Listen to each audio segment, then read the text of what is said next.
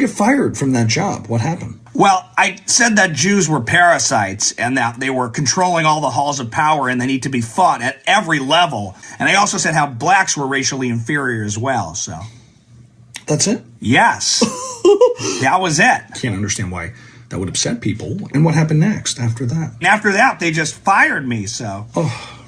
Go ahead. He's so obviously the villain. Ben Shapiro, according to his story, sort of called him out and isolated him, and so it's the classic villain origin story. Like he's that kid in Incredibles. Remember that movie? Yes, That wasn't and now no one can superhero? have superpowers. First thing, we're speaking with Ami Kozak, who's a great musician, great comedian, great satirist, and what do you call it when you mimic other people's? What's that called? Impressions, impersonator. Yeah. I love that. Yeah. Mm-hmm. Is that a thing you were doing since you were a kid? Yeah, I actually probably learned how to sing by impersonating other singers, and that's kind of how I formed my own singing voice. But since I was a kid, I'm from the Catskills Borscht Belt culture, going up in the summers, entertaining my family members and imitating all their friends, doing my doing impressions of my grandparents, siblings, family friends, and jumping up on the coffee table. So that's where it all kind of started. I didn't really get into I did music for a while before getting into comedy, but in the past few years, being really deep into the comedy world and doing a lot of online content with comedy, impressions were a nice way to quickly get these tidbits out there. Let's watch your take on Tucker Carlson. In my opinion, your best work is Tucker Carlson. I think that you really got the dude, and you also show his nuttiness. Mm-hmm. You bring it out. Let's see Tucker Carlson and Nick Fuentes as impersonated by Ami Kozak. You get fired from that job. What happened? Well, I said that Jews were parasites and that they were controlling all the halls of power and they need to be fought at every level and that they never could be trusted and they were disgusting vermin. I called some of my colleagues Jew boys. You all need to be fought. You're disgusting parasitic creatures. And that Jews effectively are just this parasitic force in our society that's holding white men back. And I also said how blacks were racially inferior as well, so. That's it? Yes. That was it. Can't understand why that would upset people. And what happened next after that? And after that, they just fired me, so. Oh.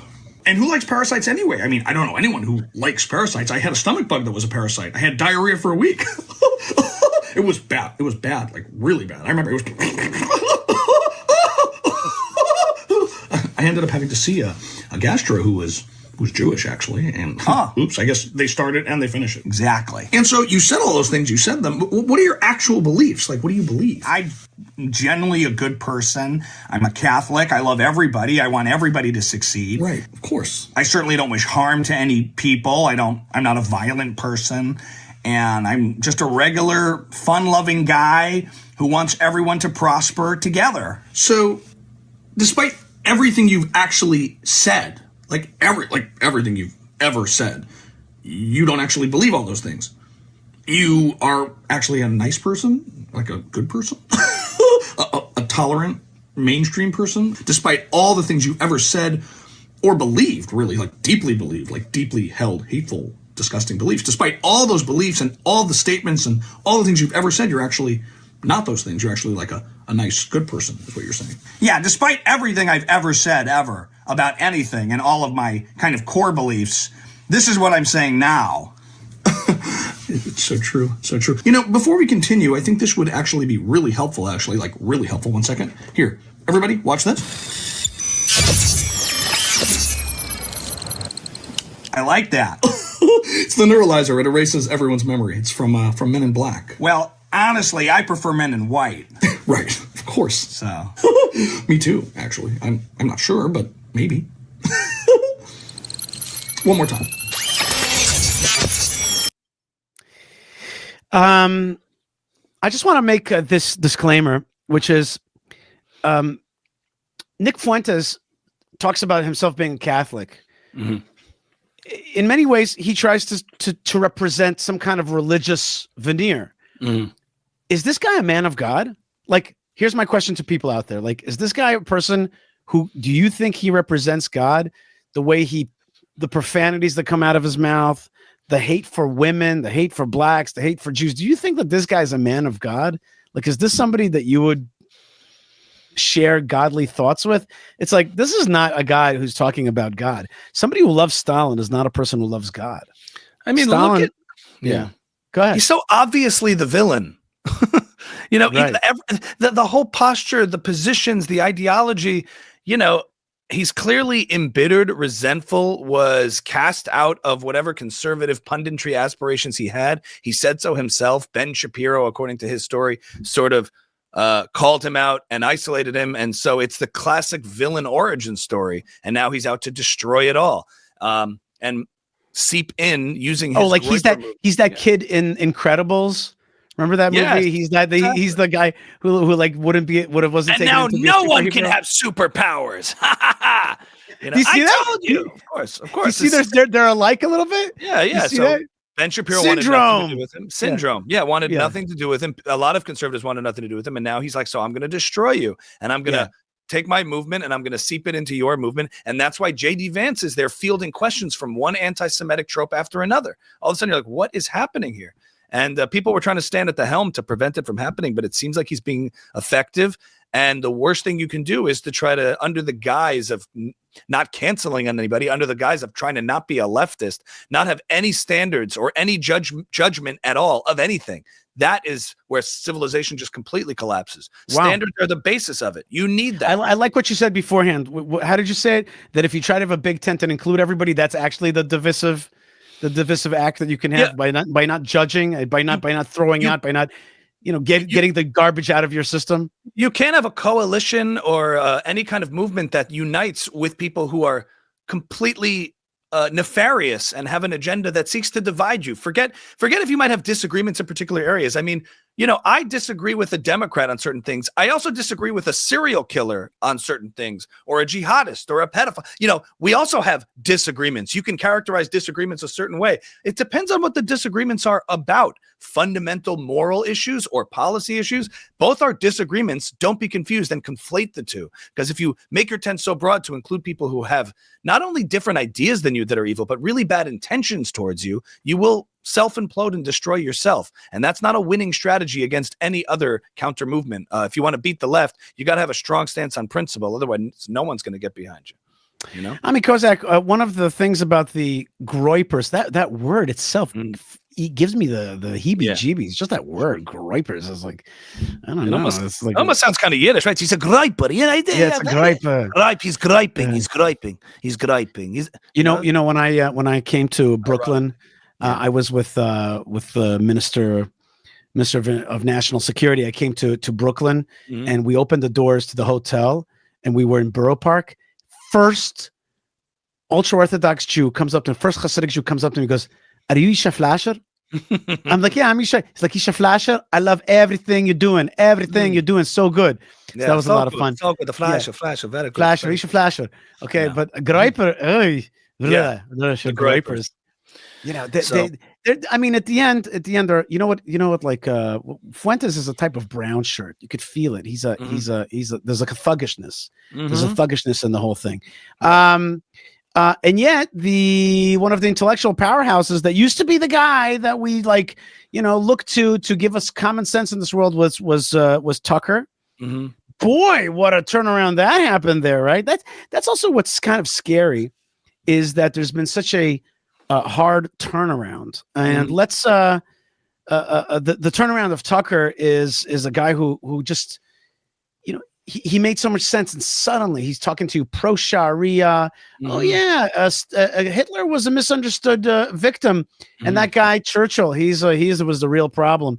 He's turned everything around, and now he's being defended by all kinds of people. Let's take a look at your take on the Tucker Carlson discussion about Christians in Israel. What was that lady's name? Do you remember her name? The nun. The nun with the mustache. Right? That's right. I think it's George Stephanopoulos' sister, so I imagine it's Sister Stephanopoulos or something. Yeah, Sister Stephanopoulos. That's a mouthful. But Sister Nopoulos, she gave a totally pro-jihad interview on Tucker. Tucker didn't challenge her. Here's your take on that. Christians doing in the Holy Land? Like, what's the situation? You know, what a lot of people don't understand is they think Hamas is some terrorist organization. They're just a resistance movement. When they drag their own people through the streets and put their dead bodies on their family's doorstep because they're collaborators with Israel, I mean, they're resisting. I mean, last time I checked, treason is a crime. I mean, it's a crime in this country, and you get the death penalty. So I just don't understand the difference, really. I don't. And look at what happened with the Nova Music Festival. I mean, the music was incredibly loud. It was EDM. And this is loud music. It's very disruptive. Yes, very loud. Like really loud. I mean, and it could damage your ears, like severely damage your ears. Exactly. And so, to my understanding, they made several requests to lower the music. They sent people over saying, please keep it down. And the Israelis refused. So wait, you're saying Hamas kindly requested that they turn down the music and they just refused? Why? So they had no other choice but to slaughter all of the attendees. And it's been very challenging for decades. I remember in 2002, there was a 17-year-old boy who was arrested because he allegedly threw a Molotov cocktail at an Israeli soldier. But this was a Molotov cocktail. He was making a mixed drink, perhaps, to try to offer it to a soldier. Sometimes, you know, you go to bars and they light the alcohol on fire because it's fun to take a shot. I mean, I enjoy alcohol. I really do. I shouldn't drink as much as I do, but I drink a lot, like a lot. I would certainly accept that offering. Why wouldn't the soldier accept a drink if it was being offered to him peacefully? It's possible the Israeli soldier misunderstood that, but they accused him of throwing it and it lit the soldier on fire. You know, it's nothing you can't just put out with your hand. But they arrested him, and these are the kind of things that are happening. Yeah, it sounds excessive. I remember I was leading a group of American Christians, and I took them to the Church of the Holy Sepulchre. And wait, I thought you said that Christians weren't allowed to visit the Church of the Holy Sepulchre. Shh, Tucker. We're trying to perpetuate a narrative here. Of course. I'm sorry. I was actually genuinely curious there for a second. Like genuinely curious. I'm sorry. Old habits die hard.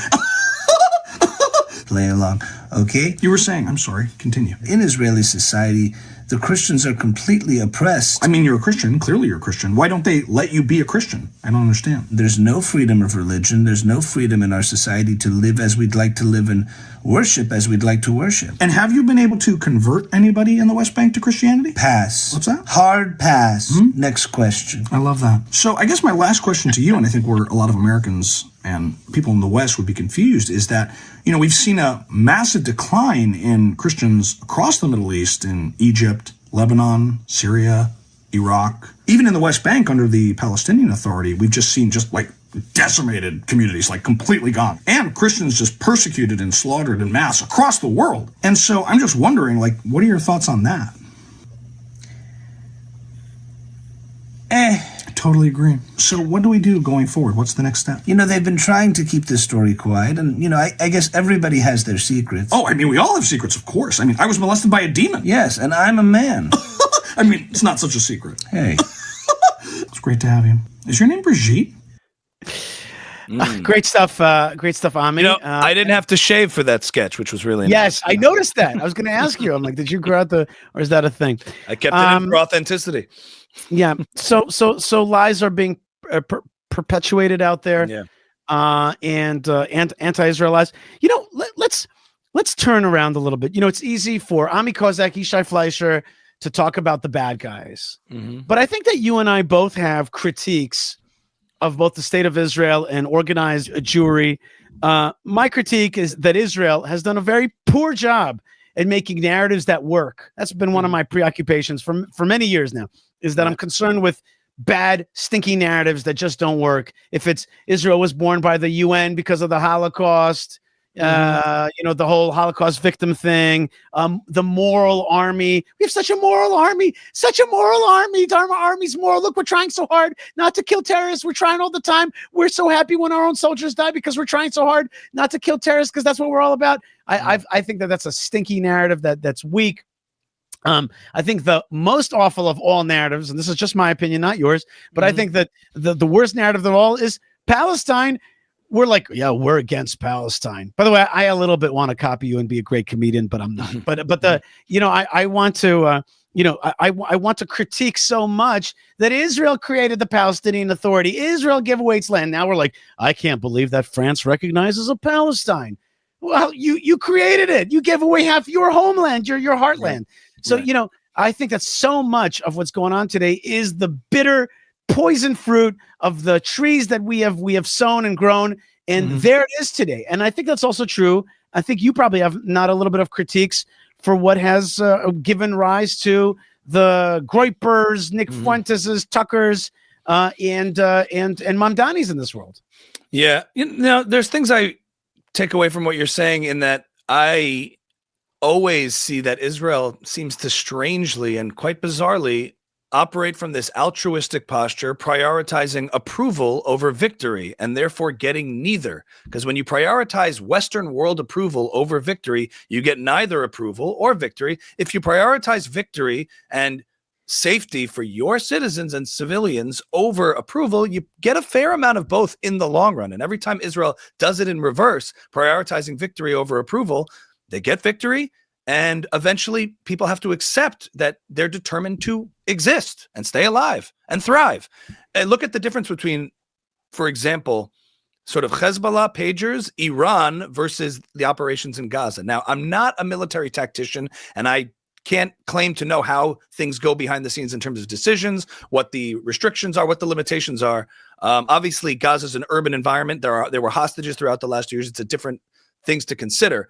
But in terms of the world's reaction to it, the pagers, people flip out. Even Piers Morgan's like, well, how do you know, though? He might have been standing next to somebody when he had his, they still condemn it. But at the end of the day, it's all noise and static, and it just dissipates with time, and nobody screams about the Iranian strike anymore or what happened. And I feel like that's Israel asserting its military dominance, its moral superiority, and its commitment to victory and security for the state of Israel.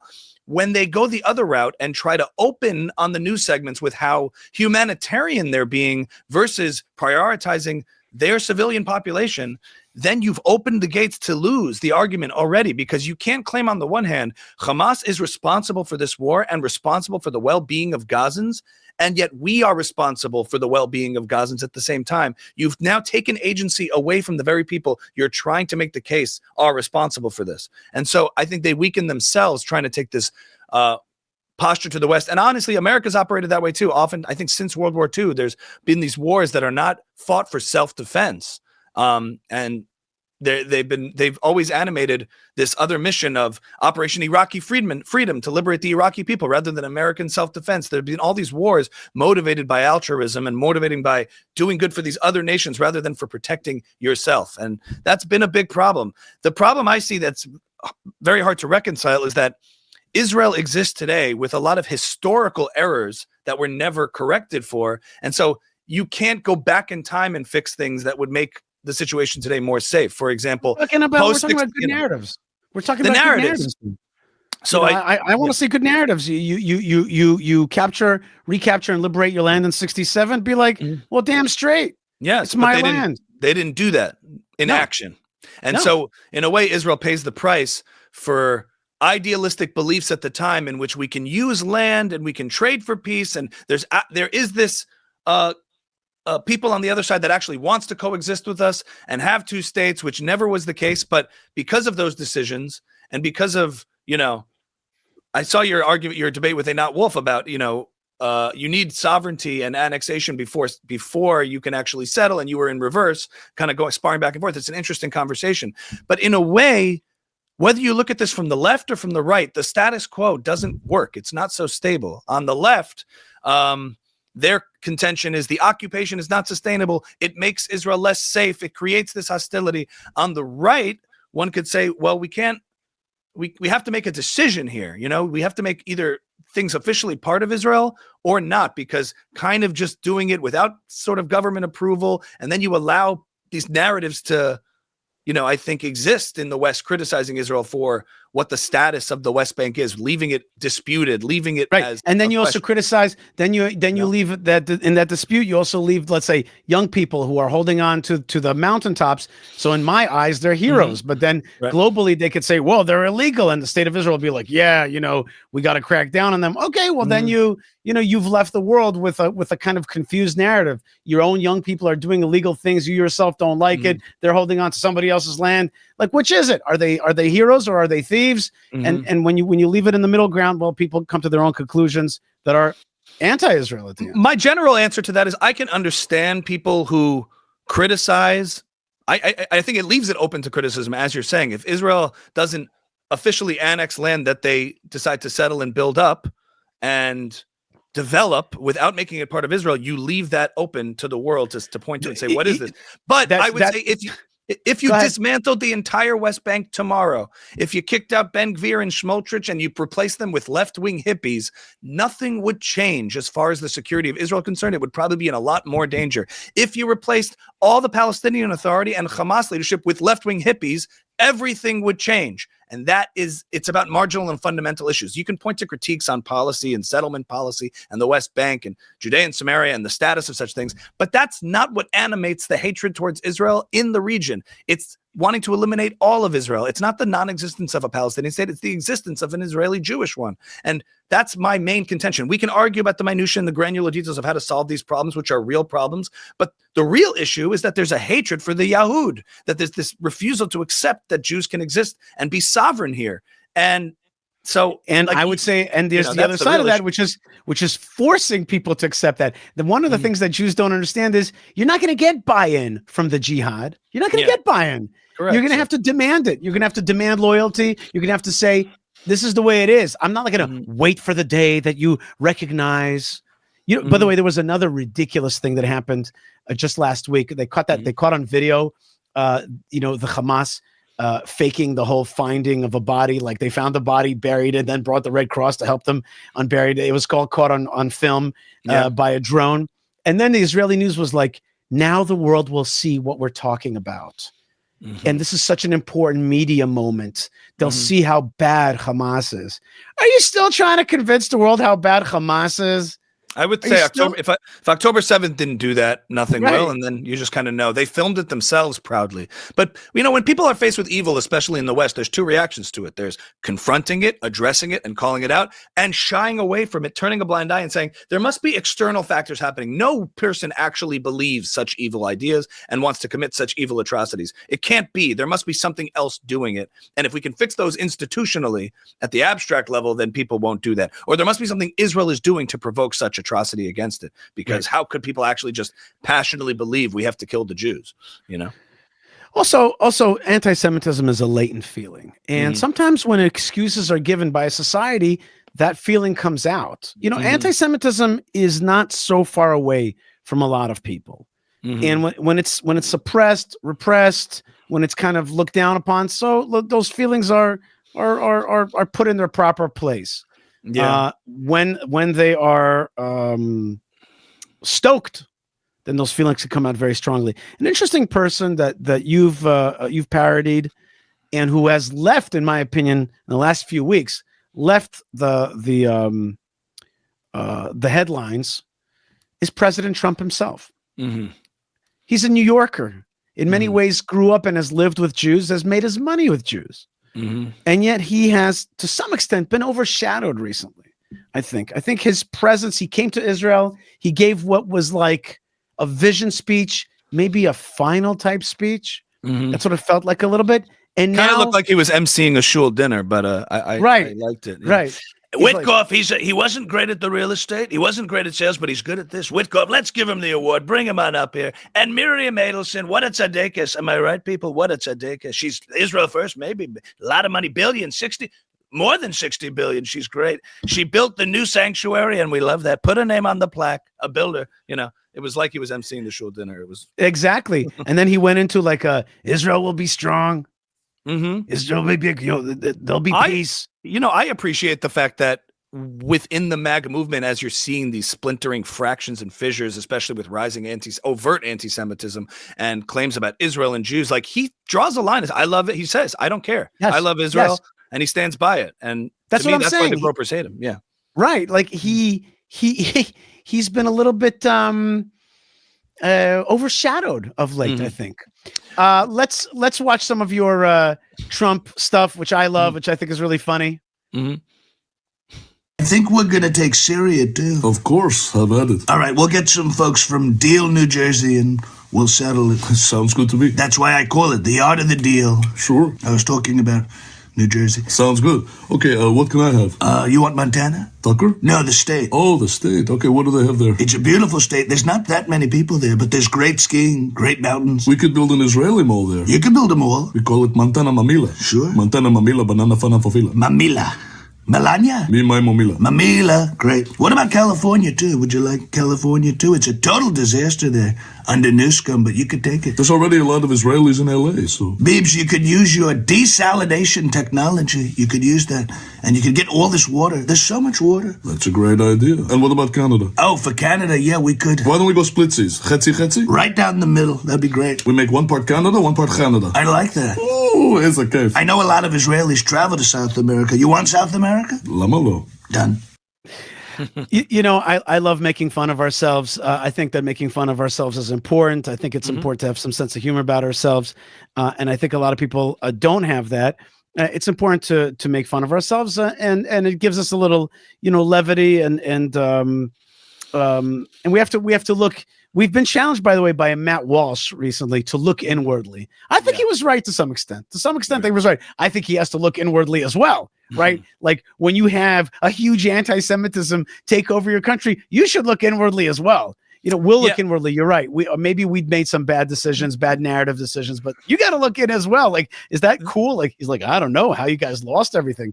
Okay, you should just think to yourself, like, how is it that America is becoming an anti-Semitic, place? How is it that campuses have been taken over? New York Times, CNN, it's all in America. There's a, go ahead. Yeah. Matt's been getting a lot of heat. I think what his position comes from, emotionally, psychologically, is after, I give people the benefit of the doubt always, especially if I'm like going to debate someone in face to face. Like I assume good faith, assume positive intent. You'll have a much better discussion. When I watch Matt, we're watching for like a decade supposed friends of people on the left and their colleagues in the Me Too movement, in the heyday of woke left absurdity, publicly condemn, disavow, make fake apologies to the mob, all this kind of stuff, which was just so nonsensical, so virtue signally.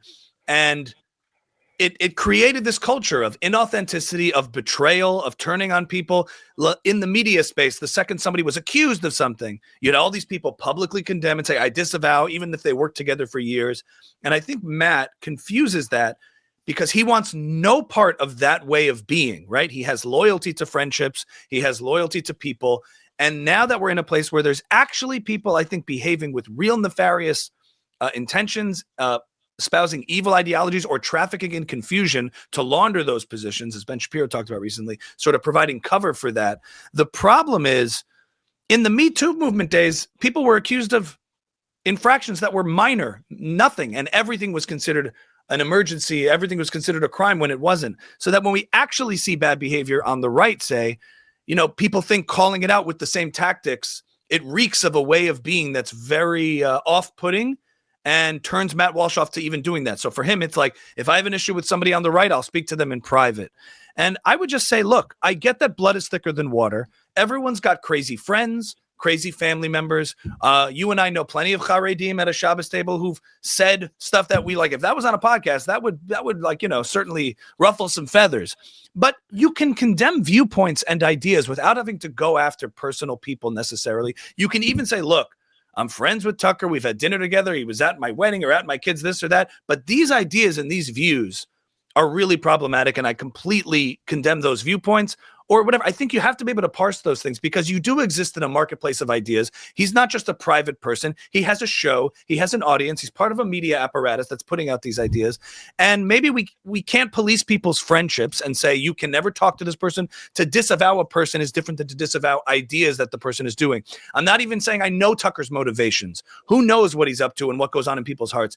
I think Jews need to start focusing on what's true and not true, what's damaging and not damaging, calling out certain behavior without condemning the totality of a person with moral grandstanding. That's what Matt Walsh is up against and feeling like he has to choose between moral grandstandism and inauthenticity and condemning personal friendships. And I get why somebody would be averse to doing that. I have personal friends. It would take me a very long time to get on a podcast and publicly condemn if I knew them personally. But we need to be able to still criticize ideas, because otherwise you're just as compromised as the radical left was in fake condemning people. You're not condemning people. I don't think it's hard to be like, I don't think that Stalin was a good guy. Right. He was actually a mass murderer and a tyrant of unbelievable proportions. Like, I don't think it's hard. It shouldn't be hard for Matt Walsh. But still, though, he critiqued Israel. He critiqued the Jewish community of the United States, critiquing AIPAC without saying it. I'm asking you, like, if you had one critique for the American Jewish community, what would it be? Oh, one critique for the American Jewish community that already kind of agrees with me. You know, there's different I mean, the American Jewish community is not one thing, but even sort of on the Zionist right of center side of things, or those who sort of care about the same issues I care about, and we're roughly on the same side, you do have to be careful with labeling everybody for us or against us in this binary. You know, there is a movable middle, and I see too many people looking at these figures, these people in the media space as sort of tools at our disposal that can advocate for us or not. Never mind. He's off it. Joe Rogan, not with us. Talk to the wrong guy. He's not with us. We knew the whole time you were a closet anti-Semite. There's nothing more damaging to lose the cultural power and effectiveness of real anti-Semitism than calling everybody the same thing. If you call Louis Farrakhan, Richard Spencer, Joe Rogan, and I don't know, anybody else, like if you call them anti-Semites, then it means nothing. You know, you have to be a little discerning here as to what your issues are. You know, Joe Rogan can step into dangerous pathologies because he's an openly curious person and who happens to have the most popular podcast in the world, a massive platform. And so when he talks to certain people and things go over his head or get by him, that doesn't mean he's the same thing as the ideas that maybe are being presented to him. You know, but he does platform a lot of, you know, he doesn't platform, you know, Yishai Fleischer. By the way, one of my critiques, I want to tell you. Yeah, but before October 7th and our temperatures were high, listen, Joe had Ben Shapiro on, Barry Weiss, a lot of advocates for Jews, and he had on Roger Waters and Abby Martin. He had on all the same kinds of array of people. And I get that after October 7th, there was sort of a pattern, and I think Douglas Murray addressed it on the episode, and I get that. And I get that there have been people that I'm like, oh my God. But we can't expect from Joe to be the journalistic intellectual to push back on these ideas. We have to make the case. It was just like during COVID, he had on Sanjay Gupta to make the counter case to get the vaccine, and all Sanjay Gupta did was say, Joe, get the vaccine. Please get the vaccine. He didn't make any sort of scientific argument to the people he was demonizing on the other side of the science. I think Joe is looking at this the same way. Now, who did he have on recently? Oh, and like, look at Coleman Hughes versus Dave Smith, or Coleman Hughes when he appeared on Rogan. If Rogan had on a bunch of pro-Israel people eventually, what, we all just going to turn on and say, okay, he's back on our team again? I think it's a little too transactional. You know, your point is well taken. Your point is well taken. I want to tell you that I'm a little bit tired of American Jews defending Israel. Yeah. Frankly, I'm tired of seeing, God bless Ben Shapiro, God bless my friend Josh Hammer. I don't want to see them defending Israel. What would you like? Israelis like me. I honest to God, I don't think somebody with respect who doesn't live in Israel, who doesn't have kids on the line, who hasn't been to the army, who doesn't pay taxes here. I just, frankly, it's just like, I don't think you need to speak for me with respect. If it's an English problem, we have a few people speak English. That's okay. I was going to say, fix that and fix the lisp. Too many people out there speaking with the lisp. It doesn't work. And you see people on Piers Morgan like, the problem with Israelis in the advocacy space is that they're Israeli. So you'll get on the news and say, what do you think about that? What, are you going to keep talking or you want me to keep talking? And you've just wasted 30 seconds sort of saying, listen, you want me to, listen, I'm here to talk to you, but if you don't want me to talking, I'm going to be talking. What do you want me to say? Is it your show? My show? It's your show. I'm a guest. And now you've lost the argument because you haven't made a point. Israelis have to work on their temperament too. And I think, you know, there's Israelis such as yourself, fluent in English and have sort of a grounded kind of hardline stance that I think is pretty effective, but at the same time, and are willing to say the things that might not be palatable to the West, but are nonetheless true. And then you have your Israeli advocates who say, it wasn't 300 trucks, it was 500 trucks that we sent in. Right. We go to the Shalom, go to the Kerem Shalom Cluster, you see what we're sending in. You know what? But we have today I was filming with Knesset member Ohad Tal, and we have Minister of Diaspora Affairs, Amichai Shikli. We have others. We have great spokesmen. And just do me a favor. If I was an American Jew and I'm called up by Piers Morgan, he's like, I want you to defend Israel. I want that American Jew to be like, hey man, if you want to talk about America and being an American Jew, whatever, I'll do that. But like when it comes to Israel, let the Israelis defend it, because at the end of the day, they're just closer to the issues. They understand the issues better. And I just, with respect and with love, I don't think Floridian Jews are going to do a great job defending me. With respect, I say this. I like them. I think that they're great intellectuals, but just like, okay. In any case, let's make fun a little bit of the Israel. The arguments lead the way. So whoever can do it, you can make the argument that you're too not close necessarily to the Israeli issues, so the American audiences won't know what you're talking about. I think we have a right to defend ourselves. Sure. And I think you have the right. I think people have. Well, I should get the opportunity. By the way, just to tell you about Piers Morgan, I was on Piers Morgan 3 times.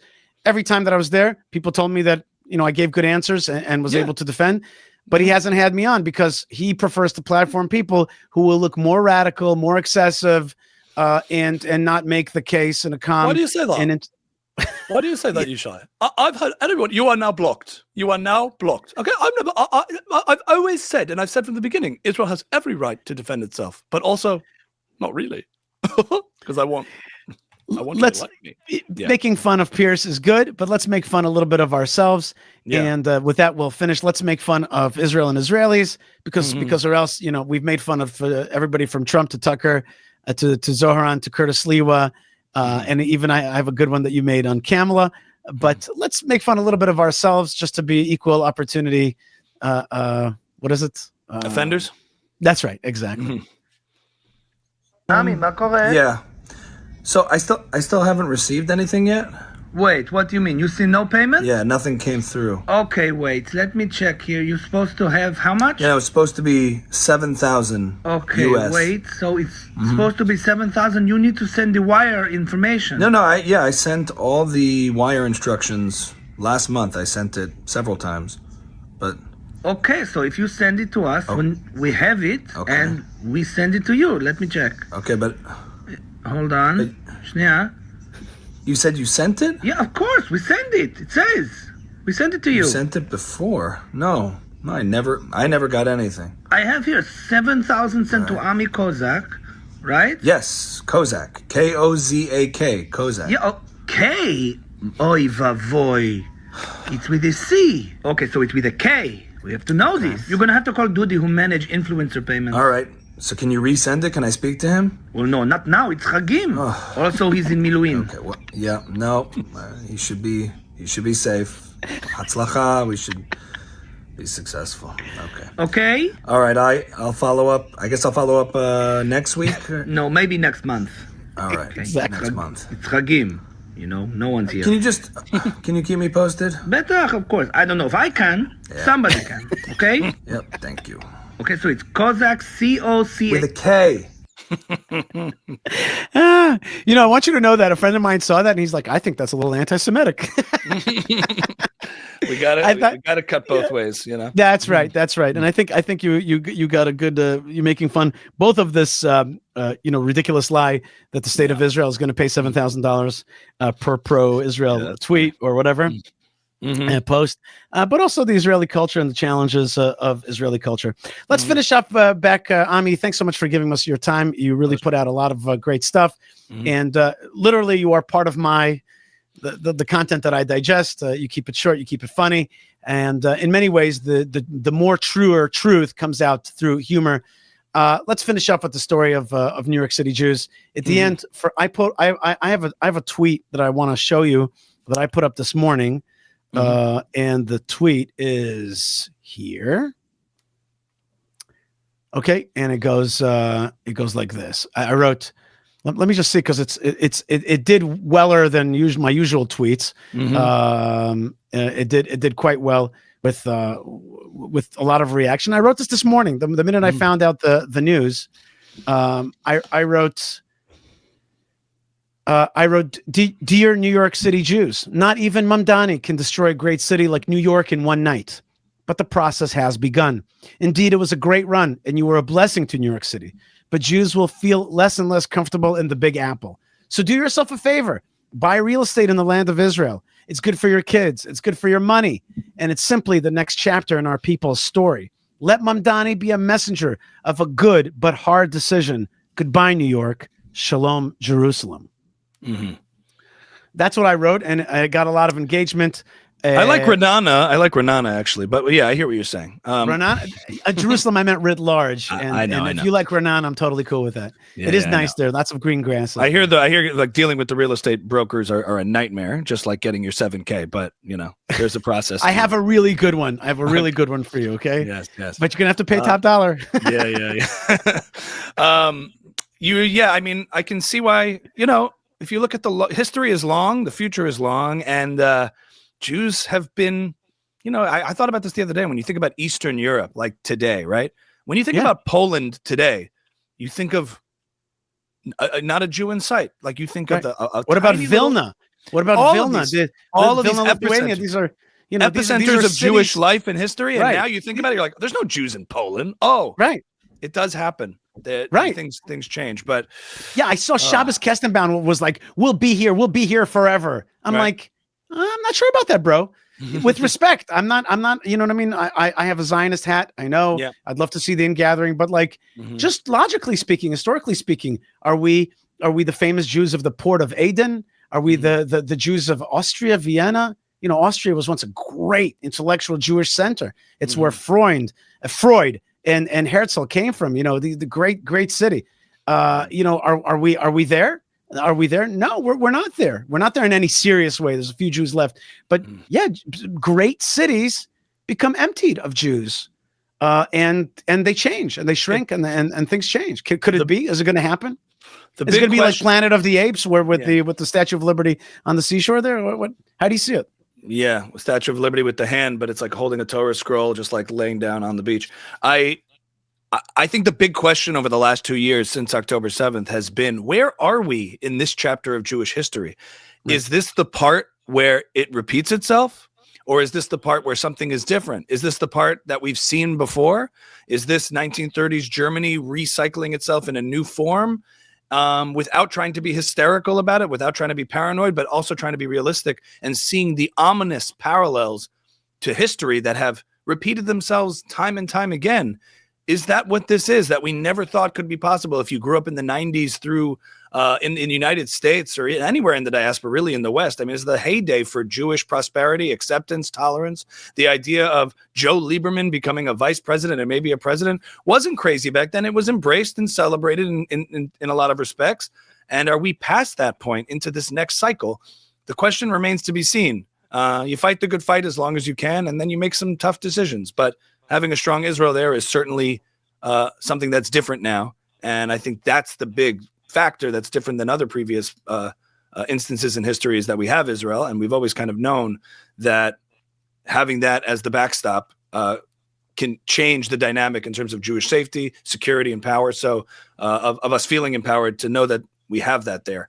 But you never want to have that there. And it's really sad to all of a sudden feel like it's necessary to have a state that will protect you. Say what you want about how dangerous it is to live in Israel or how things can be difficult in times of war and challenging. When I'm in Israel, I don't see hostage posters ripped down in the streets of Tel Aviv.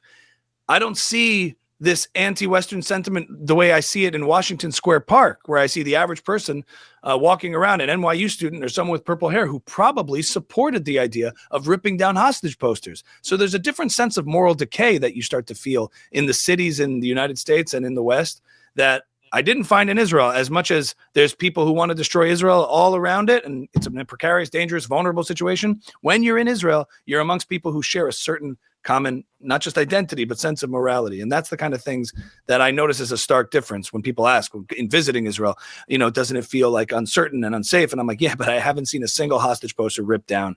There's certainly protests against Bibi, but there's not protests against Israel existing, unless you're really a Haaretz journalist like Gideon Levy or something. We need to destroy it and see how we do, it's terrible, whatever. There's crazies everywhere. But at the end of the day, we have Israel. It's going to be strong. I can't say the same about what's going to happen to the major cities across the West and in New York City, but hopefully, like I said, I remain cautiously optimistic. And the silent majority of common sense, decent people, Christians, Jews, everyone alike, will reunite sort of that Judeo-Christian spirit of fighting for decency, morality, God, all those things. So. Okay, Ami Kozak, we definitely want to bless you. We want to bless the world. We want to bless America within that world. We want to bless exactly those common sense, good people. And at the same time, we also have to have the Jewish people also have to have common sense and keep their eyes open. I think that we agree on that. You are a comedian, a satirist. What did you call it again? Impersonator, impressionist, and a musician. And you're doing great work out there for keeping us informed, but with levity.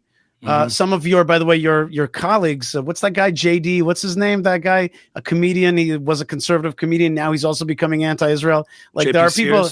I've seen that. Sad to see great comedians turn against the common sense and against goodness. But they're also a barometer of where we are. Comedians have a way of speaking the subconscious. And getting it out there to the conscious mind. I want to thank you so much for being with us and for also being, by the way, a great intellectual, thinking about the issues of the Jewish people, Israel, America, and the world. God bless you, Ami Kozak. Thanks so much. Thank you. All right, folks. Yishai Fleischer here. God bless you from Judea and close to Jerusalem, between Jerusalem and Hebron, here in beautiful Judea, Gush Etzion. I'm sending you blessings from the land of blessings. Don't forget to support what we do through buymeacoffee.com/Yishai. Just buy me that coffee. It helps me a lot, keeps me caffeinated, and keeps my team strong to continue to broadcast. And also, if you want to beautify the land of Israel, continue the fight by, for example, buying tractors for the farmers in the Holy Land, then go to Fight for Israel with the number 4, fightforisrael.org. Let's keep that fight up for common sense, for strength, for blessings, for godly blessings, for a rebuilt Jerusalem. For the amazing time that we're living in with all of the challenges. You are part of it wherever you are. Lots of love, lots of blessings, indeed from the land of blessings, and shalom.